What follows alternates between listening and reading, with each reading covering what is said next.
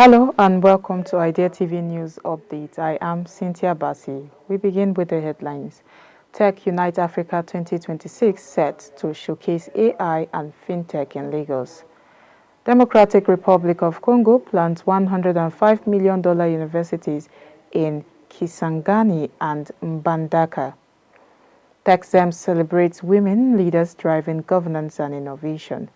ETHIO Telecom marks 132 years of digital innovation, and away from Africa, NATO intercept missiles heading towards Turkey as tensions rise.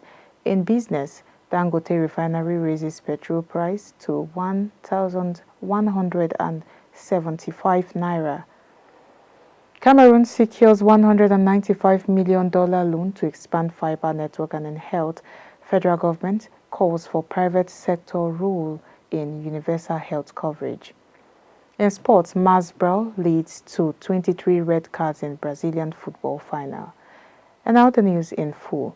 Tech Unite Africa 2026 is set to take place on Thursday, March 26 in Victoria Island in Lagos, leading or bringing together startups, investors, and technology leaders from across the continent. The event will spotlight emerging technologies including artificial intelligence, fintech, cybersecurity, cloud computing, and blockchain. The program will feature conference sessions, hands-on workshops, and networking opportunities designed to connect innovators with investors and decision makers.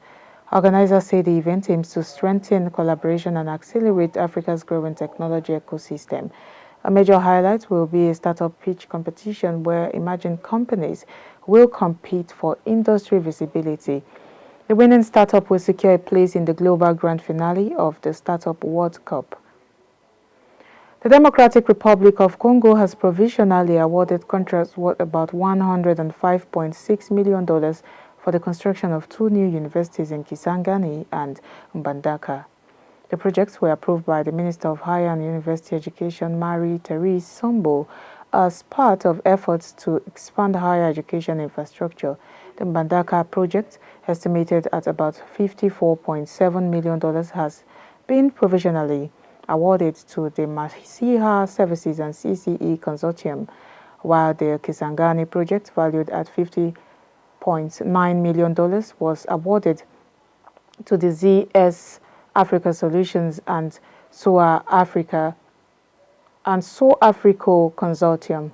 The decisions remain provisional, allowing time for appeals before contracts are finalized. Officials say the project aimed to improve access to higher education, although logistical challenges such as cement supply and transport constraints could affect construction timelines, particularly in Kisangani, where local cement production is limited.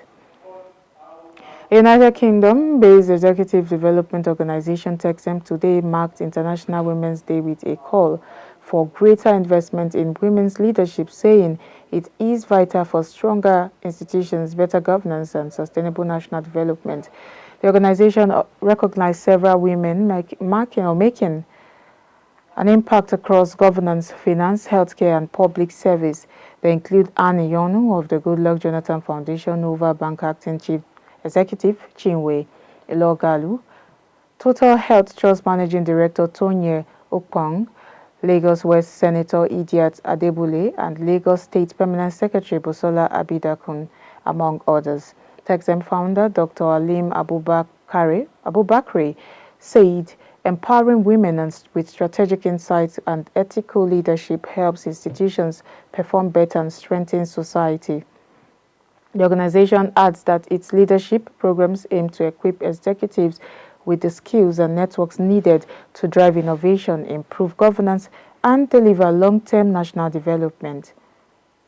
Moving on, Ethiopia national telecommunications provider ETHIO Telecom today marked 132 years since its founding, while also commemorating the 130th anniversary of the victory of Adwa, highlighting its long role in expanding communications across the country. The company traced its beginnings to the introduction of Ethiopia's first telephone service when early telegraph and long-distance telephone links connected Addis Ababa and Harar. Over the decades, the network has evolved from telegraph and landline services to modern mobile communication, wireless systems, and satellite connectivity. ETHIO Telecom says it is now implementing its Next Horizon Digital and Beyond 2028 strategy aimed at expanding digital infrastructure, strengthening connectivity, and supporting Ethiopia's digital economy.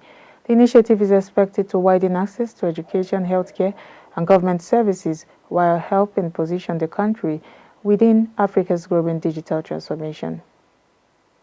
We go on a quick break now. The news continues when we return.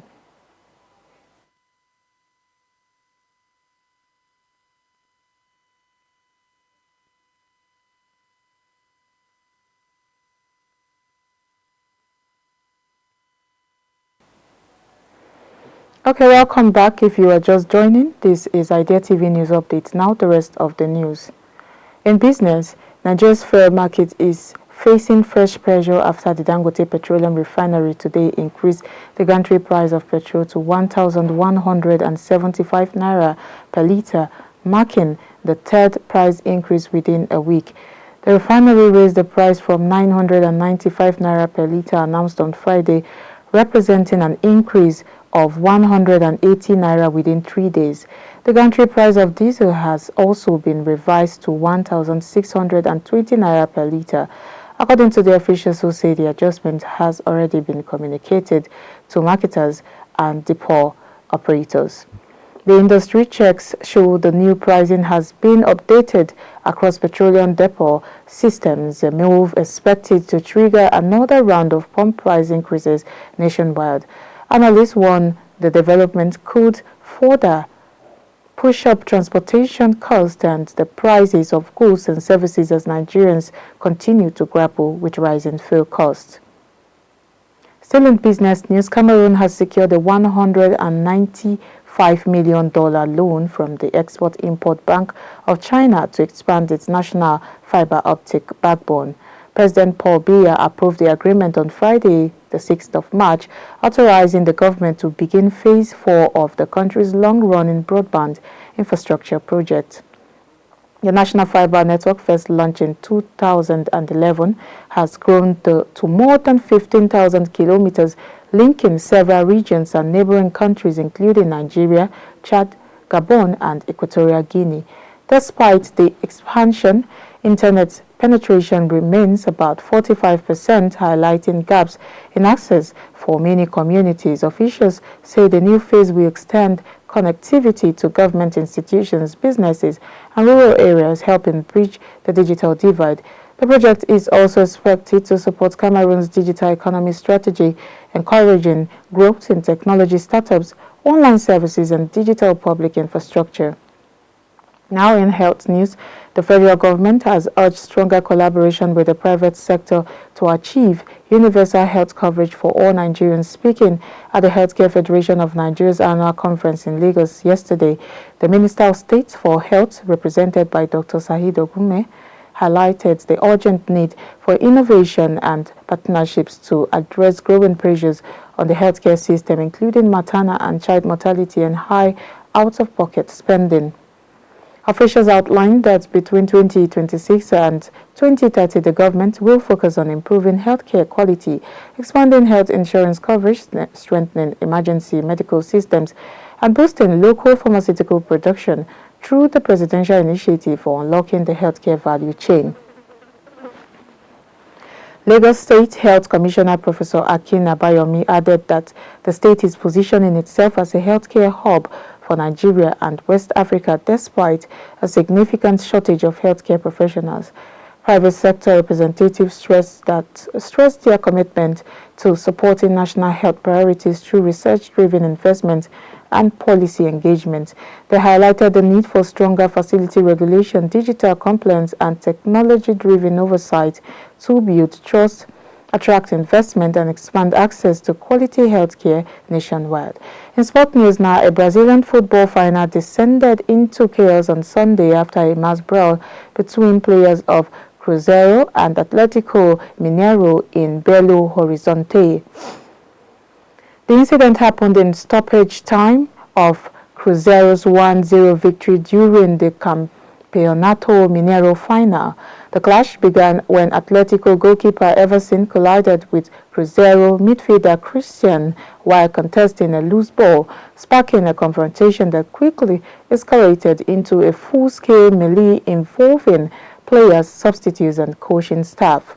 Although the match ended, the referee later reviewed the incident aside and issued 23 red cards, 12 to Cruzeiro's player and 11 to Atletico Mineiro players, making it one of the largest disciplinary actions in Brazilian football. Away from Africa now, NATO has confirmed it intercepted a missile heading towards Turkey today as tensions continue to rise in the ongoing conflict involving Iran in the Middle East. Turkey's defense ministry says the ballistic missiles was launched from Iran and destroyed by NATO air defense systems based in the eastern Mediterranean before it could reach its target. According to officials, fragments from the missile fell in a remote area in southeastern Turkey with no immediate reports of casualties. NATO spokesperson Alison Hart said the alliance remains ready to defend all member states against any threat. The incident comes amid wider regional tensions that are also affecting global oil markets and key maritime routes in the Persian Gulf. And that's all we have for you on Idea TV News Update. But before we go, here is a recap of the headlines. We brought to you news that Tech Unite Africa 2026 is set to showcase AI and FinTech in Lagos. You also saw that the Democratic Republic of Congo plans $105 million investees in KISANGANI and MBANDAKA. TEXEM celebrates women leaders driving governance and innovation, and ETHIO Telecom marks 132 years of digital innovation. And in business, Dangote refinery raises petrol price to 1,175 naira. Cameroon secures $195 million loan to expand fiber network. And in health, FG calls for private sector role in universal health coverage. In sports, mass BRAWL leads to 23 red cards in Brazilian football final. And away from Africa, NATO intercept missile heading towards Turkey as tensions rise. And that's all we have for you. Do not forget to follow us across all our social media platforms at Idea Television. I am Cynthia Pasi. Thank you for watching.